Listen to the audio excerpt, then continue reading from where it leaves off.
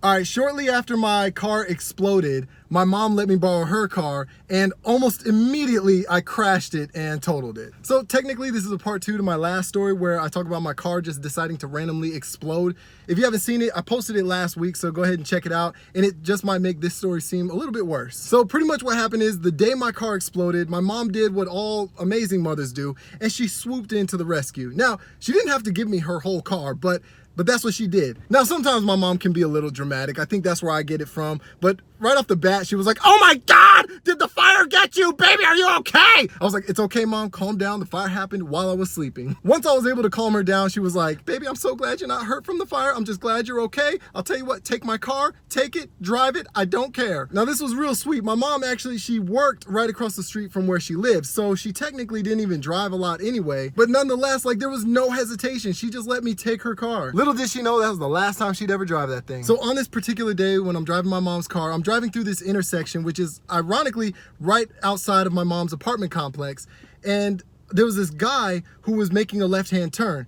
As I'm going through, I have the green light, and something told me that to be careful. Like, I just felt like this dude was gonna just turn in front of me anyway. Mind you, there's nobody else on the road. It's just us two. And he could have waited. So as I'm going through, I was ready. I was in my mind, I was like, nah, be ready to hit the brakes. Maybe it was something in the guy's eyes, his face, I don't know.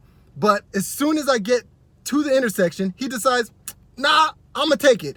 And he turns his truck and boom, I slam right into the side of him. Now, mind you, I was going the speed limit, which was 45 miles an hour. So when you crash into somebody at 45 miles an hour, damage happens. My airbag, pow, went off, popped in my face.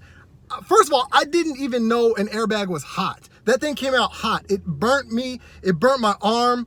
I was completely discombobulated. Like, the movies always make airbags seem like they're fluffy and squishy. I think they should change the name of airbags from airbags. Like, I've never been punched by Mike Tyson, but I can imagine that this is what it would feel like. That airbag felt like Mike Tyson dipped his glove in lava and then just hit me with a haymaker. If you can imagine that, that's what getting hit in the face with an airbag feels like. I was dizzy, I was thrown off, the horn is just blaring. So there was a moment of some shock that was setting in because this was the first real car accident that I had ever gotten in while driving. I believe I was a little concussed from the airbag because I wasn't even sure of where I was. I just get out the car, I'm dizzy, other cars start pulling over, people are looking. And one thing I remember very clearly is there was this school bus that went driving by with like a bunch of elementary school kids, and the school bus driver slowed down, not out of like safety, just out of pure curiosity, maybe to let the kids see as like a field trip or something.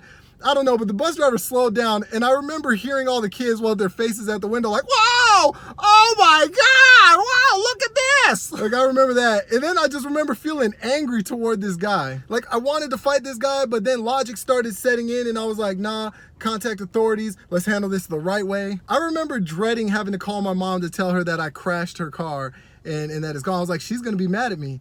But nope. Nope. As a matter of fact, when I called her, my mom went straight into worry panic mode. She was like, "Oh my God, are you hurt? I'm coming right now."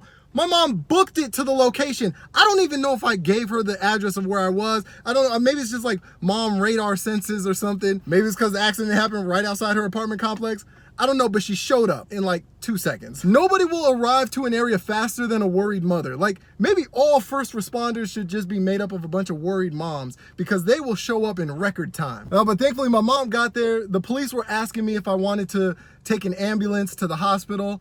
And even though everyone was telling me I probably should, I said no because I didn't feel like paying that bill.